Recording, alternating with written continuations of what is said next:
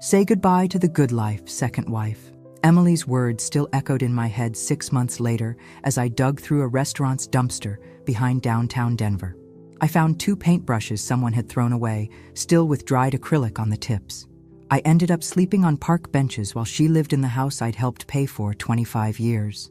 If you're watching this, subscribe and let me know where you're watching from. How did I get here? Well, let me backtrack to the day my whole world collapsed. My name is Sarah Cooper, and at 60, I never thought I'd be explaining how I went from comfortable widow to homeless woman in less than a week. But here we are, and trust me, this story gets much more interesting. Robert Hayes died on a Tuesday morning in January, clutching his coffee cup while reading the newspaper. No warning, no goodbye, just gone. We'd been together 25 years, but we never officially married. Why mess with paperwork when we're already committed, he used to say. Turns out, that paperwork would have saved my life. Emily inherited everything. Every single thing. The house where I'd hung my paintings for 2 decades, the bank accounts I'd helped build, even the car I drove to my part-time job at the art supply store. Legally, I was nothing more than a roommate who'd overstayed her welcome. You have 2 weeks, Emily announced at the funeral reception, her voice sweet as honey for the guests, but ice cold for me. Daddy always said this house was mine, and now it legally is. I stood there in my black dress, still holding a sympathy card from someone I barely knew, watching my 36-year-old stepdaughter plan my eviction. 25 years of trying to be her mother, 25 years of birthdays and Christmas mornings and school plays, reduced to a 2-week notice. The worst part? People nodded sympathetically. Emily needs time to grieve, they whispered. It's hard losing your father. Nobody mentioned that I'd lost him too. I packed my clothes, my few pieces of jewelry, and 3 paintings I'd rolled up carefully. Everything else stayed behind. Emily watched me load my ancient Honda with the satisfied smile of someone who'd finally gotten her way. Don't think you can come back, she called from the front porch. I'm changing the locks tomorrow. 6 months later, I was sleeping in my car when it finally broke down for good. $300 in my pocket, nowhere to go, and winter coming fast. That's when I learned that being 60 and homeless in America means being invisible. I'd applied for jobs, but who wants to hire a woman my age with paint under her fingernails? I tried staying in shelters, but the waiting lists were longer than my patience. So I learned to find food in dumpsters and warmth in library reading rooms. The only things I refused to sell were those 3 paintings. Call it stubborn, call it stupid, but they were the last pieces of who I used to be. I was examining those rescued paintbrushes when a shadow fell across me. Excuse me, are you Sarah Cooper? I looked up to see a well-dressed woman in her 50s, holding a leather briefcase and looking completely out of place behind a restaurant. My first thought was that Emily had sent someone to harass me further. Who's asking? I replied, clutching my small bag protectively. My name is Margaret Lewis, and I've been looking for you for months. She paused, studying my face. I'm an attorney representing the estate of Jason Miller. Jason. My cousin Jason, who'd moved to New York 15 years ago and gradually lost touch. The last I'd heard, he was doing well in some kind of investment business. Jason's dead? The words came out smaller than I intended. Margaret nodded gently. I'm sorry for your loss. He passed away 3 months ago. But Sarah, there's something else you need to know. She opened her briefcase and pulled out an official-looking document. Your cousin left you everything. His entire estate. $37 million. The dumpster seemed to spin around me. $37 million. I couldn't even process that number. But there's one condition, Margaret continued, and something in her tone made my stomach clench. You have to prove you can still paint, Margaret said, watching my expression carefully. Jason's will requires you to organize an art exhibition using your own work and sell at least 1 piece within 6 months of receiving this inheritance. I stared at her, paint-stained and exhausted, wondering if this was some kind of cruel joke. You're telling me my cousin left me $37 million, but only if I can sell a painting? That's exactly what I'm telling you. Margaret pulled out a sealed envelope. He left this letter for you too. My hands shook as I opened it. Jason's familiar handwriting filled the page. Sarah, if you're reading this, I'm gone, and you probably think I'm crazy.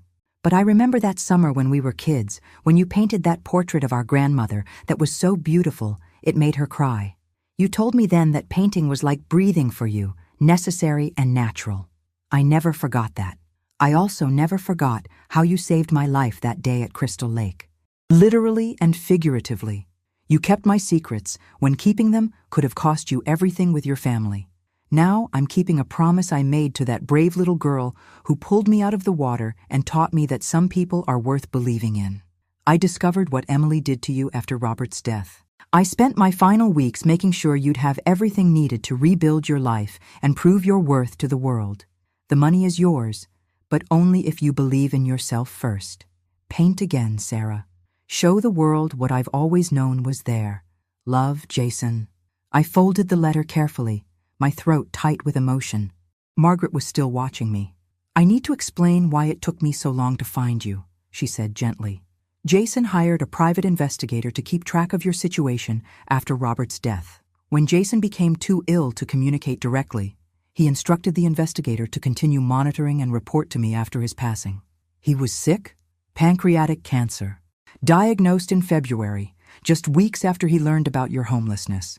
He spent his final 2 months revising his will and creating a comprehensive plan to help you rebuild.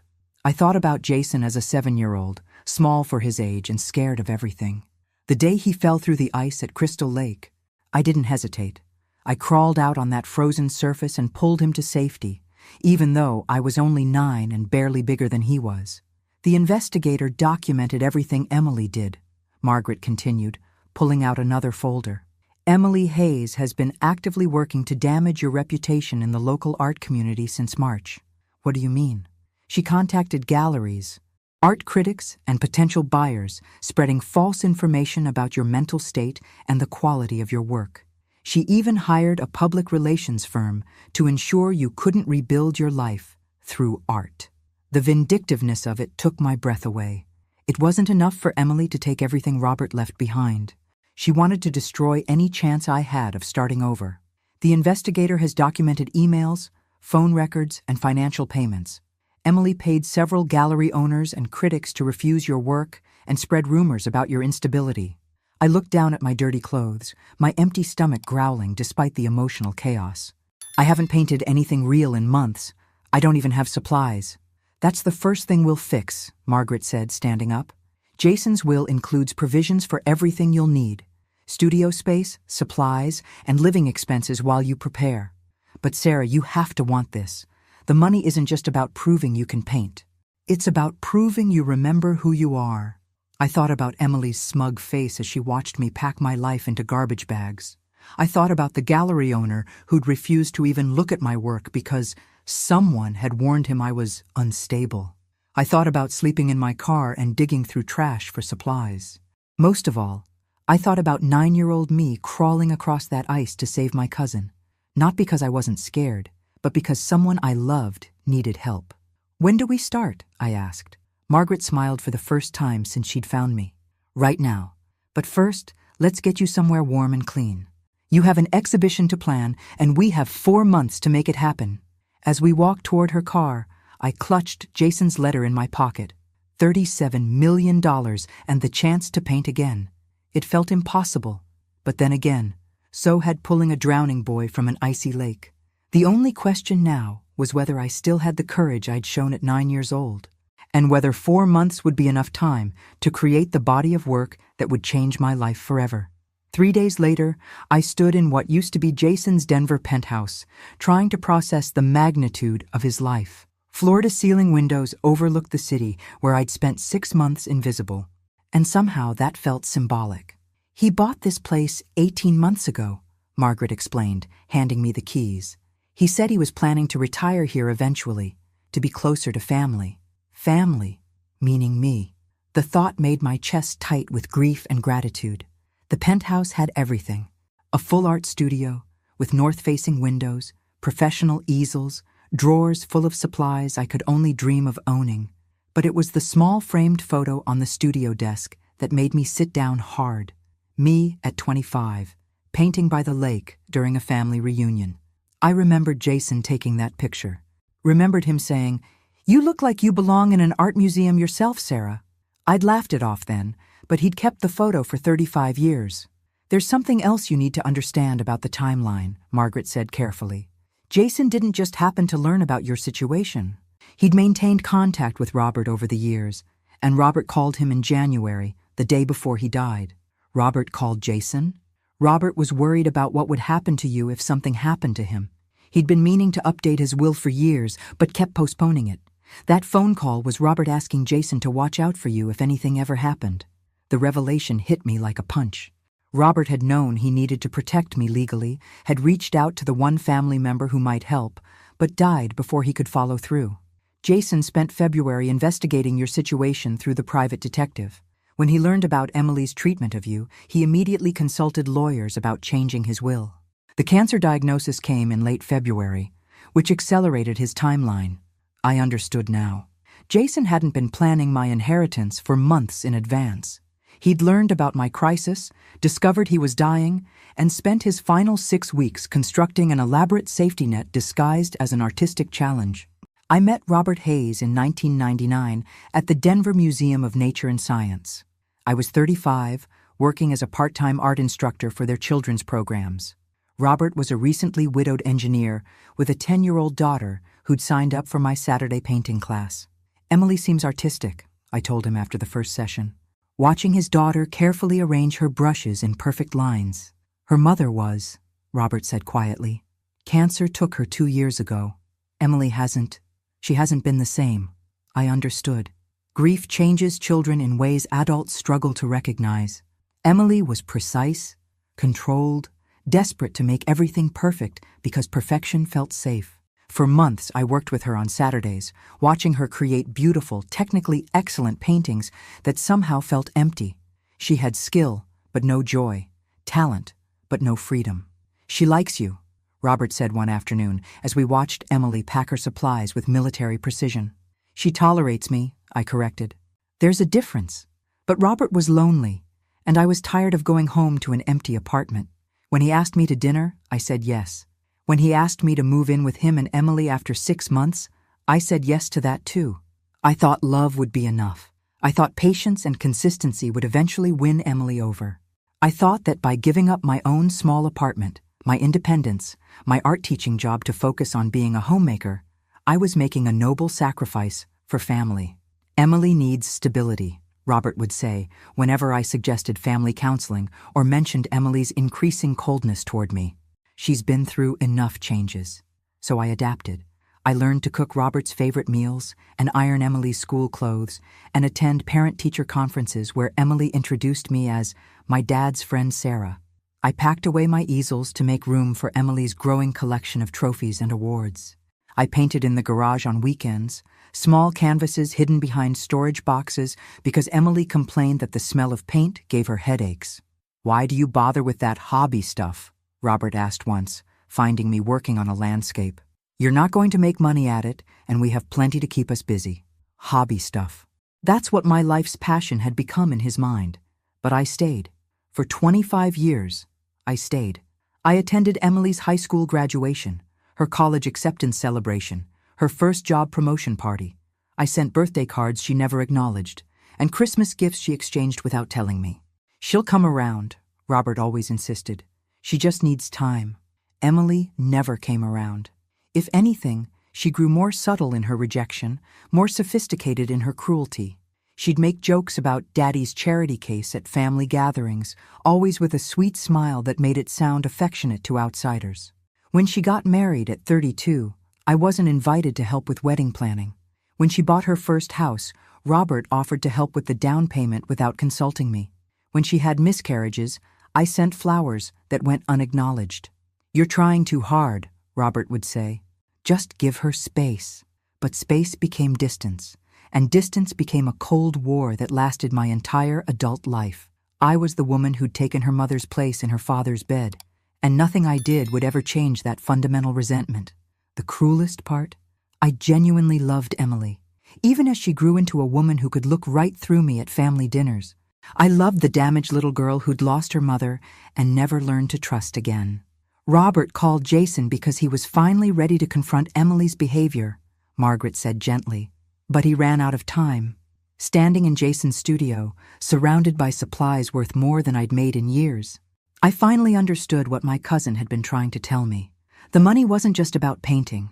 It was about remembering that I'd had value before Robert, before Emily, before I'd spent decades trying to earn love from people determined not to give it. The question was whether I could find that person again, or if she'd been buried too deep under years of careful compromise. I picked up a brush, feeling its weight in my palm. Tomorrow, I'd start painting again. Tonight, I'd mourn the life I'd lost and the time I'd wasted trying to be someone I was never meant to be. The first painting came back to me like muscle memory, too, even after months of not touching a brush. I started at dawn, working on a canvas that captured the view from my new studio windows. But instead of painting the city as it was, I painted it as I'd seen it from the ground up, from the perspective of someone society had forgotten. It was angry art, raw and honest in a way my garage paintings had never been. This wasn't hobby stuff. This was 35 years of swallowed words and suppressed dreams poured onto canvas. My phone rang while I was mixing colors for the sky. Emily's name on the screen made my stomach clench, but I answered anyway. Well, her voice dripped false sweetness. I hear you've come into some money. Hello, Emily. Don't hello Emily me. I know about the inheritance. I know about your little art project. Did you think I wouldn't find out? I kept painting, adding gray clouds that matched my mood. I didn't think about you at all. Actually? The silence on the other end told me I'd hit my mark. Emily wasn't used to being dismissed so casually. This is pathetic, you know, she continued, recovering her composure. A 60-year-old woman playing artist with her dead cousin's money. How desperate can you get? Desperate enough to succeed, I replied, adding more titanium white to lighten the clouds. Sometimes storms pass faster than you expect. You'll never pull this off. I've made sure of that. Emily's mask was slipping. No gallery in this city will touch your work. No critic will review you positively. I've spent months making sure everyone knows exactly what kind of person you are. I set down my brush and really listened to what she was saying. This wasn't just spite. This was strategic destruction, planned and executed while I was sleeping in my car. What kind of person am I, Emily? Unstable, manipulative, a woman who preys on older men and convinces them to leave her money. Sound familiar? The accusation was so absurd it made me laugh. Preys on older men? I lived with your father for 25 years and got nothing for it because Daddy finally saw through you at the end. Emily's voice turned vicious. He told me he regretted ever letting you move in, said you were suffocating him with your neediness and your desperate little paintings. The words hit like physical blows, designed to hurt and humiliate. But something had changed in me over these past few days. Maybe it was living in Jason's space, surrounded by evidence of his belief in me. Maybe it was holding a brush again and remembering who I used to be. You're lying, I said simply. Am I? Then why didn't he marry you? Why didn't he leave you anything? Why did he call Jason the day before he died asking him to watch out for you? That last detail was new information, and it actually gave me hope rather than pain. Robert had been trying to protect me, had reached out to family for help. Because he knew you'd throw me out, I said, pieces falling into place. He was trying to make sure I'd have somewhere to go when you showed your true colors. I showed him what everyone else could see, Emily said coldly, that you were a leech attached to our family, taking up space and contributing nothing. I contributed everything, I said quietly. I gave up my career, my apartment, my independence, my art. I gave up everything to take care of you and your father. Nobody asked you to. You're right, I said, feeling a strange calm settle over me. Nobody asked me to sacrifice my life for people who would never appreciate it. That was my choice. And it was a mistake. Emily went quiet, perhaps recognizing that her psychological warfare wasn't working as planned. You still can't prove you're an artist, she said finally. You still can't sell a single painting. And when you fail, everyone will know that cousin of yours wasted his money on a delusional old woman. After she hung up, I stood in the studio looking at my half-finished painting. The city spread out below, full of people going about their lives, unaware of the small drama playing out in a penthouse window. Emily was wrong about one thing. Robert had loved me in his way, but he'd loved his daughter more, and he'd been too weak to confront her hatred of me. That weakness had cost us both dearly. But Emily was right about the challenge ahead. I had 3 months to organize an exhibition, create enough quality work to fill it, and somehow sell at least one piece despite her campaign to destroy my reputation. I picked up my brush again and added a shaft of sunlight breaking through the storm clouds. Sometimes you have to paint the hope you want to see, not just the darkness you're living through. The phone rang again. This time, it was Margaret. "I've been making some calls," she said without preamble, "about this reputation damage Emily's been spreading. Would you be interested in fighting back?" "What did you have in mind?" "Jason's will includes provisions for legal action against anyone who attempts to interfere with the inheritance conditions. What Emily's doing could be considered tortious interference." I thought about it, tempted by the idea of legal revenge, but something held me back. "No," I said finally. "I don't want to win this because I sued my way to success. I want to win because my art is good enough to stand on its own. Even if she's rigged the game against you?" I looked at my painting again, at the light breaking through the darkness. Especially then. Emily spent so much energy trying to destroy me that she's forgotten I might actually be worth believing in. And if you're wrong? If her campaign has been too effective? I smiled, feeling something I hadn't felt in years. Not hope exactly, but determination. Then I'll paint my way through it. Jason believed I could do this, Margaret. Maybe it's time I started believing it too. But even as I said the words, I wondered if belief would be enough to overcome 25 years of doubt and 6 months of systematic destruction. I guess I was about to find out whether talent, determination, and 3 months of focused work could overcome a lifetime of being told I wasn't enough. The funeral director handed me Robert's personal effects in a small manila envelope. Wedding ring, wallet, car keys, and a folded piece of paper I'd never seen before. While Emily made arrangements with someone from the crematorium, I unfolded it in the hallway. "Sarah, need to talk. Important. We'll call Jason today about protecting you if something happens to me. Should have done this years ago. R." He'd written it the morning he died, probably while I was showering. The last words Robert ever intended to say to me, and I'd never gotten to hear them. "What's that?" Emily appeared beside me, her eyes fixed on the paper. "Nothing important," I said, folding it quickly. But Emily had inherited her father's sharp eyes.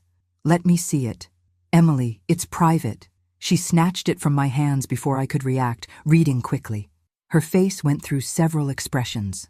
Confusion, understanding, then something that looked almost like fear.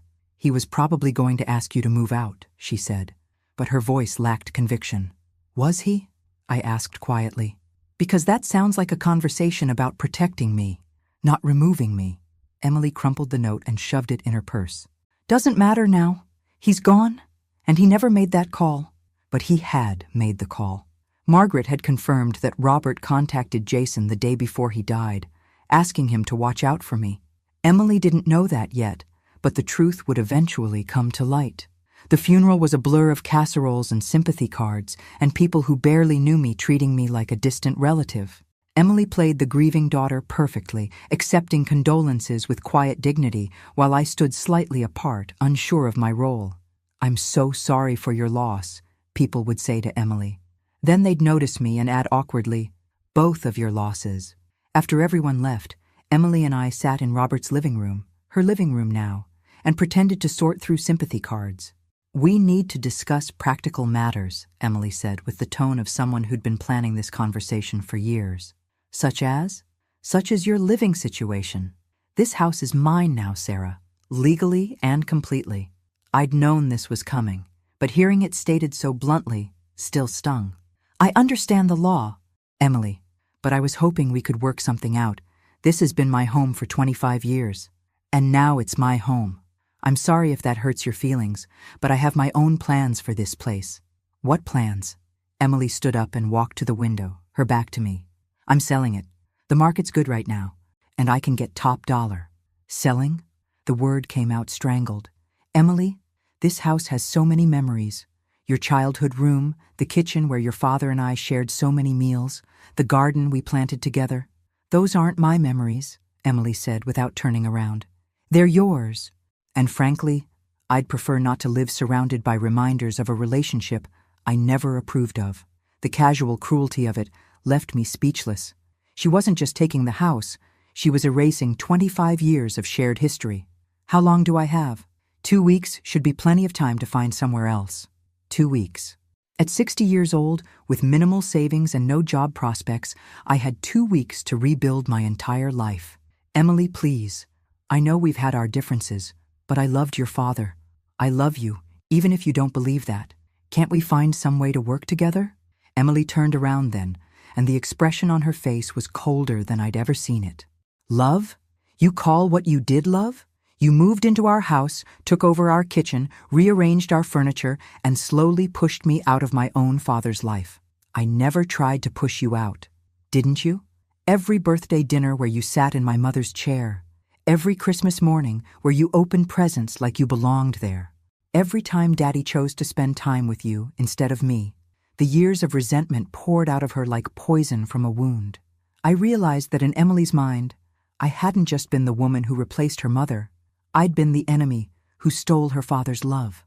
Emily, there was room for both of us in Robert's heart. No, there wasn't. And you made sure of that, didn't you? With your cooking and your cleaning and your pathetic attempts to mother me. Well, congratulations, Sarah. You got 25 years of playing house. But the game's over now. I tried one more time. What if I paid rent? I could get a job. Contribute to the household expenses. Emily laughed, but there was no humor in it. With what skills? You haven't worked in 25 years. You have no marketable abilities, no recent experience, no references. Face it, Sarah, you're unemployable. She was right, and we both knew it. I'd sacrificed my career to be Robert's partner and Emily's would-be stepmother. Now those sacrifices had left me with nothing. Your little hobby paintings won't pay the bills either, Emily continued. Nobody wants amateur art from a desperate old woman. That night, I called Jason in New York for the first time in over a year, but the number was disconnected. I tried reaching him through old email addresses, but got no response. I didn't know he was already in the hospital, fighting pancreatic cancer and planning his will revision that would change my life. 2 weeks later, I watched from my car as strangers toured the house I'd called home. Emily had hired a real estate agent who marketed it as a charming family home ready for new memories, as if our memories had never mattered at all. The day I became officially homeless, I drove to every bank in town trying to access Robert's accounts, only to learn that my name wasn't on anything. 25 years of shared life, and legally, I'd never existed. That's when Emily's true strategy became clear. She hadn't just inherited Robert's assets, she'd inherited the power to erase me completely. No legal standing, no financial resources, no family support, and soon, no reputation in the only community where I might have rebuilt through art. I spent my first night in my car, parked outside the Denver Art Museum, staring at a building where I'd once felt at home, wondering how I'd become so invisible that my own stepdaughter could destroy my life without consequence. But I held on to those 3 paintings, rolled up in the back seat, because they were proof that I'd once been someone worth remembering, even if I was the only one who remembered. 4 months into my life on the streets, I discovered exactly how thorough Emily's destruction campaign had been. I'd finally worked up the courage to approach the Morrison Gallery with a portfolio of my work, paintings I'd hidden in a storage unit I could barely afford. Sarah Cooper? The gallery director, a thin man in his 40s, looked at me with obvious distaste. I'm afraid that won't be possible. You haven't even looked at my work. I don't need to. I've been informed by several reliable sources that your pieces are derivative and technically poor. Additionally, there are concerns about your stability, my stability. I was wearing the same clothes I'd slept in, having washed them in a gas station sink that morning. But Emily's attack on my reputation went deeper than my appearance. What sources? The director glanced around nervously. I can't reveal specifics, but let's just say someone with your best interests at heart has made it clear that you're going through a difficult time. Perhaps when you've gotten proper help? I left without another word, understanding finally that Emily hadn't just taken my home and my security. She'd systematically destroyed any possibility of me rebuilding through the one thing I'd always been good at. That night, sleeping in my car behind a 24-hour diner, I made a list of every gallery and art store in Denver. Over the next 2 weeks, I visited them all. The responses were always the same. polite deflection, uncomfortable glances, suggestions that I seek professional help before pursuing art seriously. Emily had been busy during the 3 months since Robert's funeral, using her connections and her inheritance money to wage a campaign of character assassination. But the worst revelation came when I overheard 2 art students at the coffee shop where I sometimes sat to escape the cold. "Did you hear about that woman who's been trying to show her work around town?" one said. "Apparently, she's been making threatening calls to gallery owners, claiming her stepdaughter stole her inheritance or something. Yeah, my professor warned us about her, said she might approach students to validate her work, typical delusions of an aging wannabe artist. I wanted to stand up and scream that Emily was my stepdaughter, not stepmother, that I'd never threatened anyone, that my cousin really had left me millions of dollars. But who would believe a homeless woman in dirty clothes claiming to be a secret millionaire? Emily had crafted the perfect trap. She'd made me look exactly like what people expected to see. A delusional homeless woman with artistic pretensions and a tenuous grip on reality. The phone call that changed everything came on a Tuesday afternoon in July while I was sitting in the downtown library trying to get warm. "Is this Sarah Cooper?" The voice was professional, female, unfamiliar. "Yes. My name is Margaret Lewis. I'm an attorney representing the estate of Jason Miller. I've been trying to locate you for some time." Jason. My heart clenched with fear and hope in equal measure. "Is he? I'm afraid Mr. Miller passed away 3 months ago. I'm very sorry for your loss. But Ms. Cooper, there are matters regarding his estate that require your immediate attention." 3 months. Jason had been dead for 3 months while I'd been digging through trash and sleeping in my car. The guilt hit me like a physical blow. "I apologize for how long it's taken to find you," Margaret continued. "Your last known address was the Hayes residence, and when I learned you were no longer living there, it required considerable investigation to track you down. The homeless shelter system doesn't make it easy to locate specific individuals. That explained the delay. Margaret had been searching through official channels while I'd been living invisibly on the streets. I'm calling because you're the primary beneficiary of his will. But there are conditions that must be met within 6 months of his death. We have 3 months remaining. I'm not exactly in a position to meet in an office right now." Margaret was quiet for a moment. "Ms. Cooper, can you tell me where you are? I'll come to you." An hour later, I watched a sleek black sedan pull up outside the library. Margaret Lewis emerged wearing an expensive coat and carrying a leather briefcase, looking completely out of place among the homeless people and college students. She found me at a corner table, surrounded by the belongings I carried everywhere. My 3 rolled paintings, a change of clothes, and a small bag of art supplies I'd scavenged. "Ms. Cooper?" She sat down across from me, and I waited for the look of disgust or pity I'd grown accustomed to seeing. Instead, she studied my face with professional assessment. "You look exactly like your cousin described you," she said finally. "He said you had artist's eyes, the kind that see things other people miss. Jason talked about me frequently, especially in his final weeks. Ms. Cooper, I need to explain something important about his will and why it took so long to locate you." Margaret opened her briefcase and pulled out a thick folder. "Your cousin learned about your situation in February after your father's friend called him. Jason spent his remaining time. He was battling pancreatic cancer, creating a comprehensive plan to help you. He was sick, very sick. But he was determined to ensure you had everything needed to rebuild your life. The inheritance conditions aren't arbitrary, Sarah.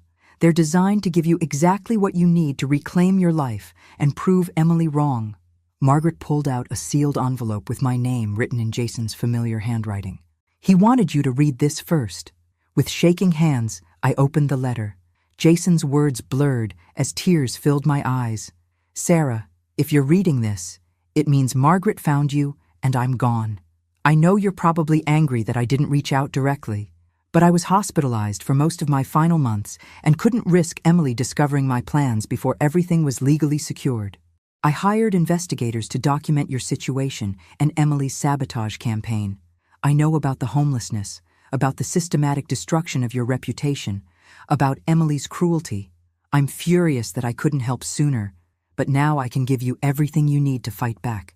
This inheritance isn't charity. Sarah, it's recognition of your worth and your talent. Show them who you really are." I looked up at Margaret through my tears. $37 million? Plus property holdings and a fully equipped art studio in his Denver penthouse. But you have to organize an exhibition and sell at least one piece within the next 3 months. 3 months to create enough quality artwork for an exhibition. 3 months to overcome 6 months of systematic reputation destruction. 3 months to prove that the homeless woman everyone dismissed was actually worth believing in. I looked down at my 3 rolled paintings, the only things I'd saved from my old life. They weren't great work.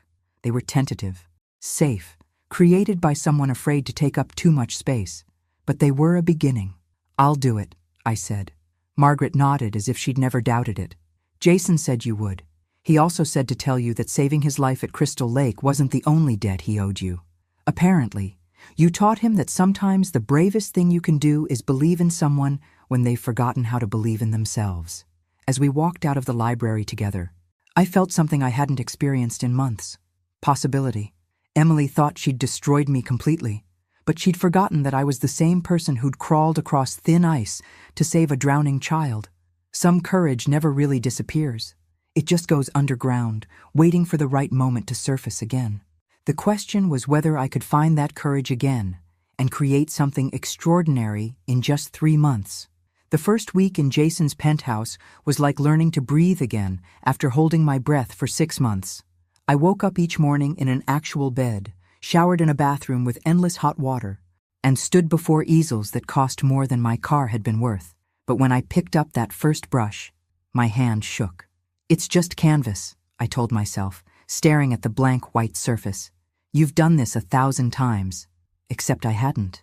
Not really. For 25 years, I'd painted safe little landscapes and still lifes. Pieces designed not to offend or challenge anyone. Robert's taste ran toward hotel art. Pretty, inoffensive, forgettable. Emily had made it clear that anything too bold or emotional was showing off. Now I had unlimited supplies and no one to please but myself. The freedom was terrifying. I started with color, not because I had a plan, but because color had always been my language before I learned to speak Robert's and Emily's version of art. Deep purples that reminded me of bruises, angry reds that tasted like betrayal, blues so dark they felt like drowning.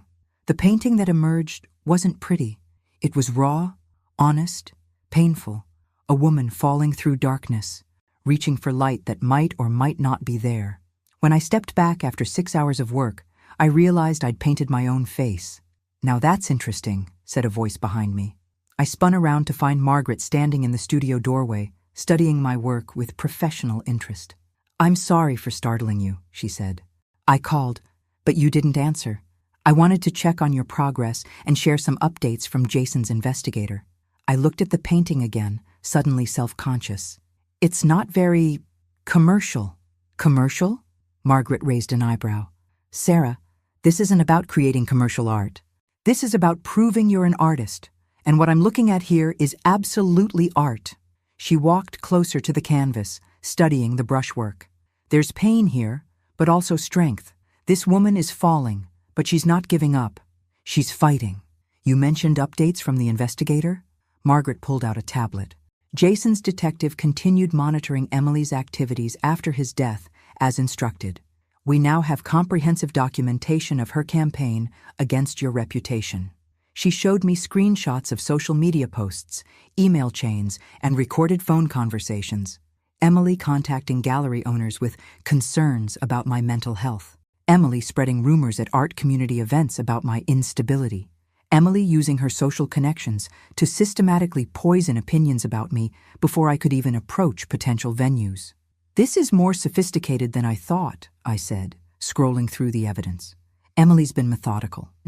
She leveraged her social network, her father's reputation, and her inheritance money to create a coordinated whisper campaign. No direct bribes, just influence and manipulation. Over the next month, I painted like someone possessed. Each canvas became a chapter in my story of survival. I painted my hands digging through garbage, elevated to something almost sacred by the quality of light and the dignity I gave the gesture. I painted Emily's face, but transformed it into a study of how beauty can mask cruelty. I painted Jason as a child, pulling him from that icy lake, but made it symbolic, one person saving another from drowning in more than just water. These are extraordinary, Margaret said during her weekly visit. But Sarah, you'll need at least 12 pieces for a proper exhibition, and we need to solve the gallery problem. Every gallery in Denver has been told I'm unstable. Emily's been very thorough. Margaret smiled, and there was something almost predatory in her expression. That's where Jason's planning gets interesting. He didn't just leave you money for supplies. He researched alternative exhibition strategies. She pulled out another folder. The Rossetti Arts Collective. Isabella Rossetti has been running independent galleries for 30 years. She's known for giving chances to overlooked artists. And she hasn't been influenced by Emily's campaign because she operates outside the traditional Denver art establishment. I felt a flutter of hope. You think she'd be interested? I think she'd be very interested in an artist with a compelling story and undeniable talent. Jason left specific instructions about approaching her when you had enough work to show. The irony was perfect. While Emily had been poisoning the established art world against me, Jason had been researching the independent scene where reputation mattered less than talent. When should we contact her? Give yourself 2 more months to complete the series. You need at least 12 strong pieces to make a real impact. I nodded, feeling the timeline pressure, but also the excitement of having a concrete plan. Emily had tried to destroy my reputation in the traditional art world, but there were other paths to success. That evening, I started my 6th painting, a self-portrait of a woman rebuilding herself one brushstroke at a time. In the background, shadows of her former life faded away while new light emerged from the work itself. 3 months to prove that talent could triumph over sabotage. 3 months to honor Jason's belief in me.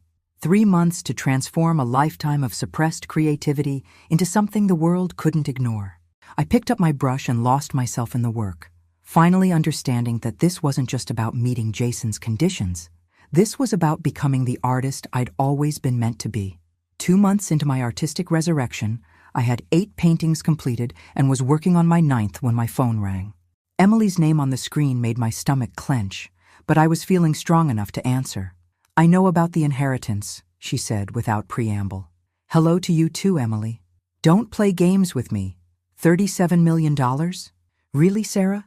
Did you seduce your cousin too, or just convince him you were a starving artist worthy of charity?" I kept painting, adding blue highlights to a canvas that showed hands emerging from darkness, reaching toward light. Jason left me money because he believed in my talent, something you wouldn't understand. Talent? Emily's laugh was sharp and bitter. "I've seen your little garage paintings, remember? Hobby-level landscapes that wouldn't sell at a flea market."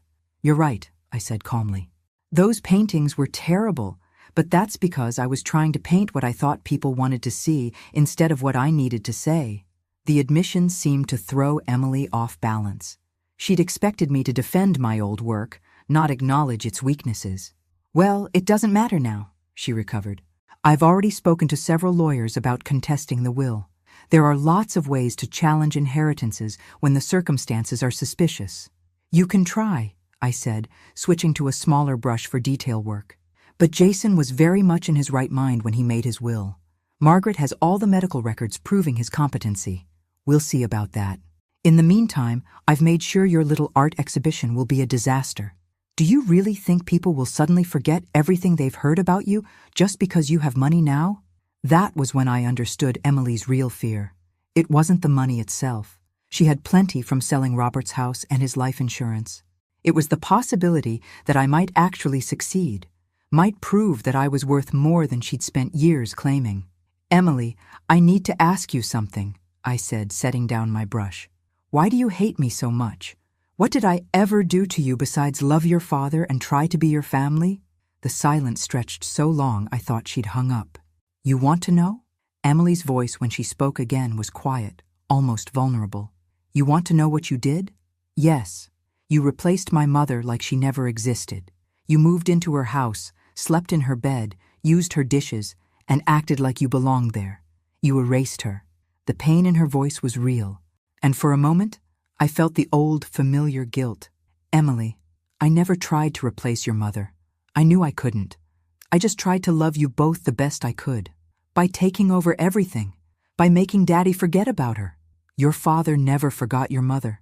He talked about her constantly, especially in the early years. Not after you convinced him to put away her pictures. I stopped painting. What pictures? Her wedding photo that used to be on his dresser, the family portrait from my 5th birthday, the picture of her holding me as a baby. They all disappeared after you moved in. My chest tightened with understanding.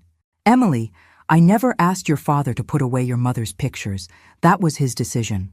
I told him it was important to keep her memory alive for you. You're lying. I'm not. Emily, those pictures didn't disappear. Your father kept them in his desk drawer in his office. Sometimes I'd find him looking at them when he thought no one was watching. He missed her terribly, but he was trying to be strong for you. Another long silence. That's not true. It is true. He didn't put them away because of me. He put them away because looking at them made him cry, and he didn't want you to see him break down. I could hear Emily breathing on the other end of the line, processing this information that challenged 25 years of resentment. If that's true, then why didn't you tell me? Because you were 10 years old and grieving, and your father asked me not to. He was afraid it would make you worry about him too. So you let me think you'd made him forget her. I let you think whatever you needed to think to feel safe. Emily, I was never your enemy. I was just a woman who loved your father and wanted to help take care of his daughter. Emily was crying now, quiet sobs that broke my heart. I wasted so much time hating you. You were protecting your mother's memory. That's not hate, Emily, that's love. But I hurt you. I threw you out when Daddy died. I spent months poisoning people against you.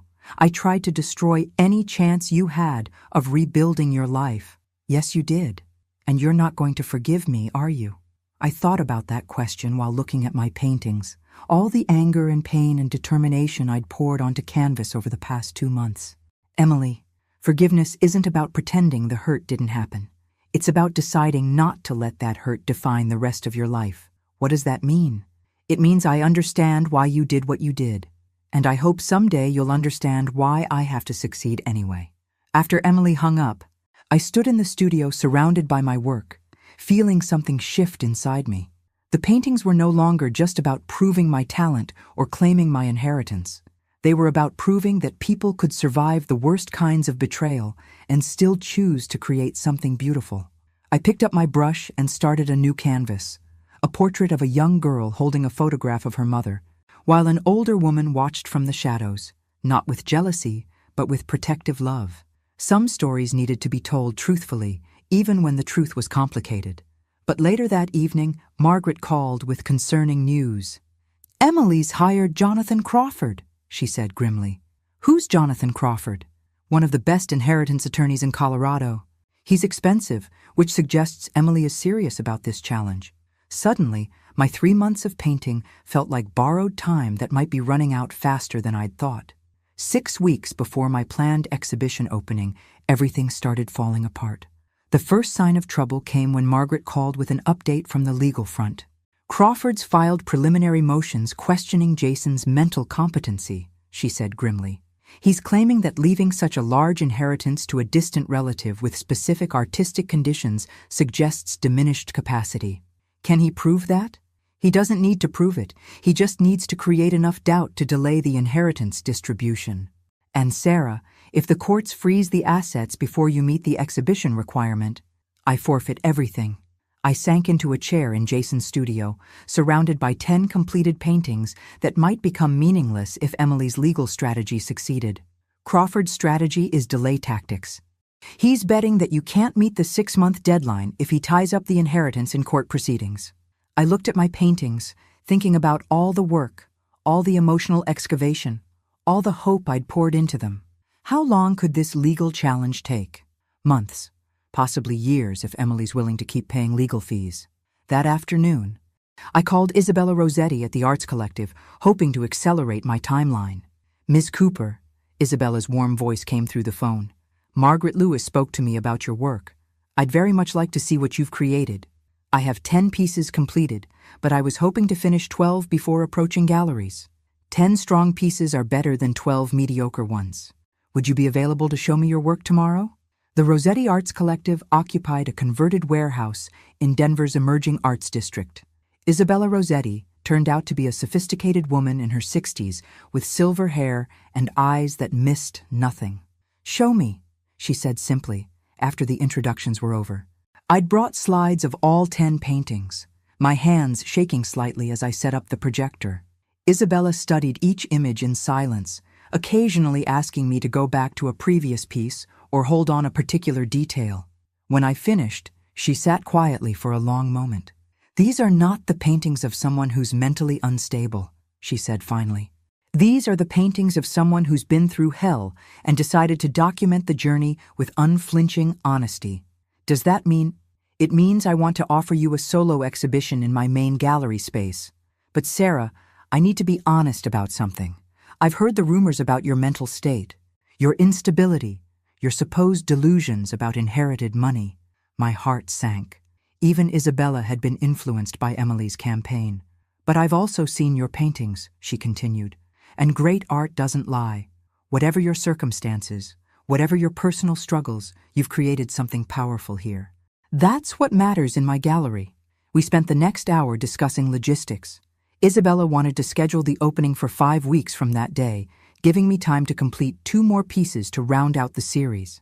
"There is one condition," she said as we finalized the arrangements.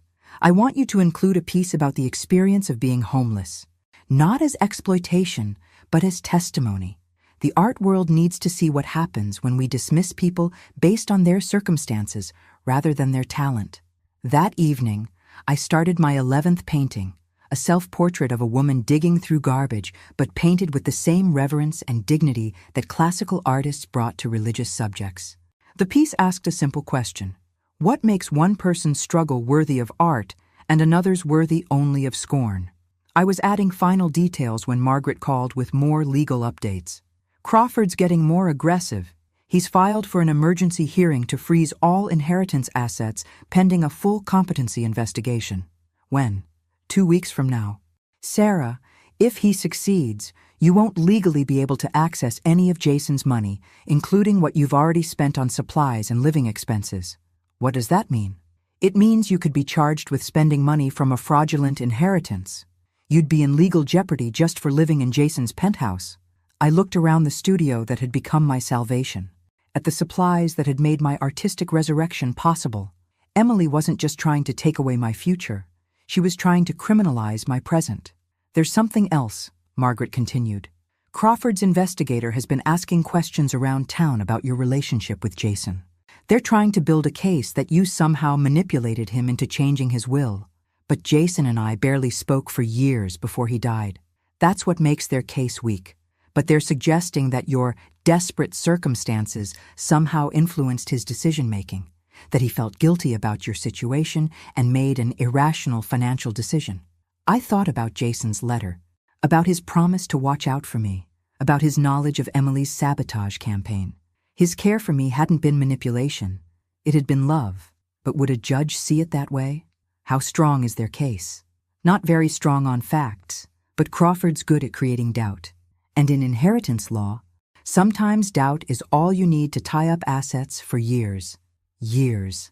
I had 5 weeks until my exhibition opening, and if Emily succeeded in freezing the inheritance, I might not legally be able to claim success even if I sold every painting. "Margaret, what happens if they freeze the assets before the exhibition?" "Then you forfeit everything, and the money goes to charity, as specified in Jason's will." I hung up and stared at my paintings, thinking about Emily's strategy. She couldn't win outright, but she could delay long enough to make me lose. She was betting that I'd run out of time before I could overcome her legal obstacles. But Emily had forgotten something important about me. I was the same person who'd crawled across thin ice to save a drowning child, not because I wasn't afraid, but because someone I loved was in trouble. Jason was counting on me, and I'd never let him down before. The question was whether 5 weeks would be enough time to prove that talent could triumph over vengeance, and that some promises are worth keeping no matter what they cost.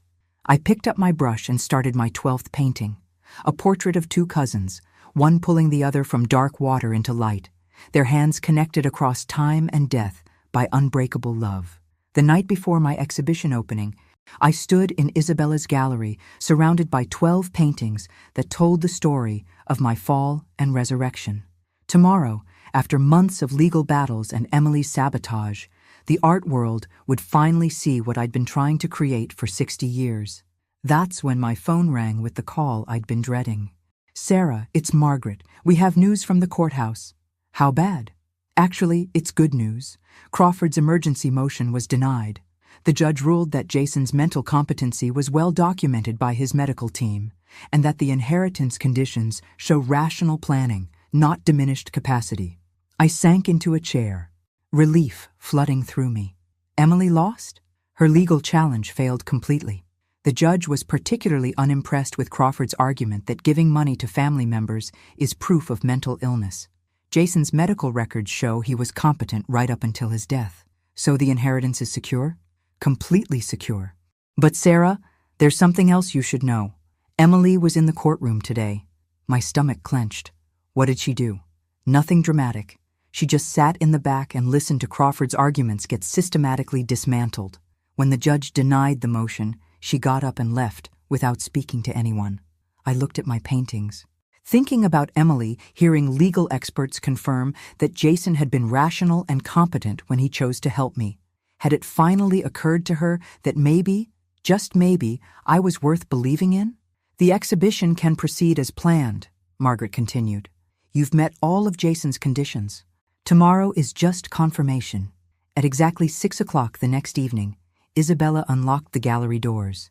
The first person through was Margaret, wearing a proud smile and carrying white roses. Behind her came people I didn't recognize, sophisticated art world types who moved through the gallery with practiced assessment. I watched nervously as they examined my work, trying to read their expressions. The painting of myself digging through garbage drew particular attention, as did the portrait of hands reaching through darkness toward light. "Excuse me, are you the artist?" I turned to find a well-dressed woman in her 40s studying me with curious eyes. "Yes, I'm Sarah Cooper. I'm Dr. Amanda Foster from the University of Colorado Art Department. I wanted to tell you that your work is extraordinary. The emotional depth, the technical skill, the raw honesty. It's exactly what contemporary art should be." "Thank you. I'm particularly interested in this piece," she said, gesturing toward my self-portrait as a homeless woman. "The way you've elevated a moment of degradation into something almost sacred, it reminds me of Caravaggio's religious paintings." Other people began gathering around us, drawn by Dr. Foster's enthusiastic commentary. I found myself explaining my techniques, my inspiration, my journey from homelessness to this moment of recognition. As the evening progressed, I noticed red dots appearing next to several paintings. Sales, actual sales, to people who wanted to own pieces of my story because they recognized its value. By 8 o'clock, 6 paintings had sold for a total of $58,000. I'd not only met Jason's condition of selling one piece, I'd exceeded it beyond my wildest dreams. That's when I saw her in the crowd. Emily, standing quietly in the corner, studying the painting I'd made of her father's hands holding a paintbrush, my memorial to Robert's support of my art, however imperfect it had been. I walked over to join her. "It's beautiful," she said softly. "The painting of Daddy's hands. I remember him trying to paint with you sometimes in the garage." "He wasn't very good at it," I said with a small smile. "But he tried." "He loved you," Emily said. "I fought against that love for 25 years. But it was real." We stood together in comfortable silence, watching people admire the paintings that had grown from so much pain. "Sarah, there's something I need to tell you," Emily said finally. "Something I should have told you years ago." "What?" "I found Daddy's papers when I was cleaning out his office. Records of payments he made to private investigators. For 10 years, from 2010 to 2020, he hired people to keep track of Jason in New York." I stared at her. "Why would he do that?" "Because you missed Jason. Because you used to wonder aloud what had happened to him. Whether he was safe, whether he was happy. Daddy hired investigators to make sure Jason was okay, because he knew you worried." The revelation hit me like a physical blow. Robert had spent thousands of dollars over 10 years keeping tabs on my cousin because he'd seen how much I cared about Jason's well-being. The investigators' final report from 2020 included a note that Jason had hired his own detective to keep tabs on you. You'd both been watching out for each other through intermediaries for years without knowing it. The beautiful symmetry of it made my eyes fill with tears. Jason and I, loving each other across distance and silence, both too proud to reach out directly, but too caring to let go completely. "There's more," Emily continued. "The investigators' reports show that Jason contacted his estate lawyer the day after Daddy called him in January. He'd been planning the inheritance conditions for months, Sarah, but only after he learned about your situation. He knew I'd need help. He knew you'd need more than money. He knew you'd need a reason to believe in yourself again." Emily wiped her eyes with the back of her hand. "The exhibition requirement wasn't about proving you could paint. It was about giving you permission to be the artist you'd always been." At 9 o'clock, Isabella announced the final sales tally. 8 of my 12 paintings had sold for a total of $76,000. I'd not only met Jason's conditions, I'd proven that my art had genuine commercial and critical value. As the crowd began to thin, I found myself standing before the painting of myself, falling through darkness, reaching for light. A small woman approached me, probably in her 70s, wearing a simple blue dress. "Excuse me, dear, are you the artist?" "Yes, ma'am. I'm Dorothy Chen. I've been following your story in the papers." She paused, studying the painting. "I lost my home last year when my family decided I needed assisted care. I've been feeling like my life was over." She pointed to the reaching hand in my painting. "But looking at this, seeing what you've accomplished after losing everything, it gives me hope that maybe my story isn't finished either." Dorothy Chen bought the painting of myself, falling toward light. And as I watched her sign the purchase agreement, I realized I'd finally understood Jason's true gift to me. The inheritance was just confirmation of what Jason had always known. Some people are worth believing in, especially when they've forgotten how to believe in themselves. 6 months after my exhibition opening, I stood in the conference room of what would soon become the Jason Miller Foundation for Displaced Artists. The space buzzed with contractors installing new lighting and art supplies arriving by the box. The inheritance had been officially transferred, all legal challenges resolved. Emily had withdrawn her contest completely after seeing my exhibition's success, finally understanding that Jason's faith in me had been justified. But the real victory wasn't the money, or even the artistic recognition. It was the letter I'd received 3 days after the gallery opening, forwarded by Margaret from Emily's lawyer. "Sarah," it began, "I've spent the last week thinking about our conversation at your exhibition, about the painting of Daddy's hands, about everything I learned from the court case about Jason's careful planning to help you. I realize now that I've been fighting the wrong battle for 25 years. I wasn't protecting my mother's memory by hating you, I was dishonoring it. My mother would have wanted Daddy to be happy. She would have wanted me to be kind to the woman who loved him. I can't undo what I've done, but I can stop making it worse. I'm withdrawing all legal challenges to Jason's will. More than that, I want to help with whatever you're planning to do with the inheritance, if you'll let me." Emily had appeared at my penthouse door 2 days later, nervous and uncertain, carrying a manila envelope. "These are yours," she said, handing me the envelope. "Daddy's pictures of my mother, the ones from his desk drawer. You should have them." Inside were dozens of photographs. Robert's first wife laughing at their wedding, holding baby Emily, teaching her to ride a bike. Pictures of a woman who'd loved her family completely and would have wanted that love to continue even after she was gone. "She was beautiful," I said, studying a photo of Emily's mother painting with 5-year-old Emily. "You look just like her." "I want to be like her too," Emily said quietly. She was kind. She would never have thrown someone out of their home or tried to destroy their reputation. I became someone she wouldn't recognize. That's when Emily made an offer that changed everything. "I want to help fund the foundation," she said. "I want to use Daddy's inheritance and the money from selling the house to help other people who've been displaced like you were. It's what both of our parents would have wanted." Now, 6 months later, Emily served as co-director of the Jason Miller Foundation. She'd proven to be as methodical in helping people as she'd once been in trying to destroy me. Her organizational skills and business connections had been invaluable in getting the foundation off the ground. "The first cohort of artists arrives next week," Emily said, reviewing applications at the conference table. 12 people who've lost housing due to family disputes, medical bills, or economic hardship. Each will get a fully equipped studio space and 6 months of support to rebuild their artistic practice. I looked through the applications. A 70-year-old sculptor whose children had forced him into assisted living against his will, a painter who'd lost her apartment after her husband's medical bills consumed their savings, a photographer whose family had disowned him for being gay.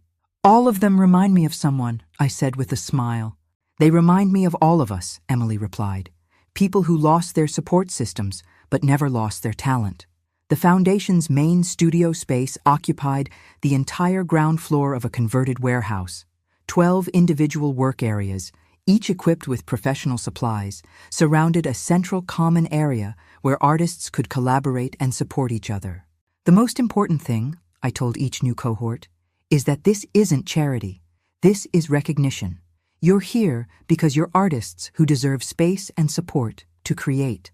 The displacement that brought you here doesn't define your worth. Your art does. Margaret had helped structure the foundation to be sustainable. The inheritance income, combined with Emily's contributions and growing private donations, would allow us to help 48 artists per year indefinitely. But the true measure of success wasn't in numbers. It was in the art being created. Marcus, the 70-year-old sculptor, had spent his first month creating pieces about dignity in aging that challenged everything society believed about elderly worth. Sarah J., the painter dealing with medical debt, had channeled her anger at the healthcare system into canvases that made viewers feel the desperation of choosing between medication and rent. "You've given them more than studio space," Isabella Rossetti told me during a visit to the foundation. "You've given them permission to turn their pain into power." My own art had continued evolving. The paintings from my original exhibition now hung in galleries across Colorado, with a traveling show scheduled for next year. But the work I was most proud of was newer. Paintings that documented not just survival, but transformation. Art that showed what happened when people believed in each other's potential for resurrection. On the first anniversary of Jason's death, I stood in his old penthouse, now the foundation's administrative offices, holding his final letter. "Some people are worth believing in," I read aloud to the empty room, "especially when they've forgotten how to believe in themselves. Jason had saved my life twice, once from that icy lake when we were children, and once from the deeper drowning of despair and purposelessness. Both times he'd done it not because I'd asked for help, but because he'd seen something in me worth preserving. Now the foundation was doing the same thing for others, seeing potential where society saw problems, recognizing talent where families saw burdens, offering hope where the world offered dismissal. That evening, I called Emily to confirm plans for the next day's foundation board meeting. "Any regrets?" I asked her. A question that had become our ritual check-in. "Only that it took me so long to realize that love isn't finite," she replied. "Daddy loving you never meant he loved me less, and helping you succeed doesn't diminish my worth." "What about you?" she asked. "Any regrets?"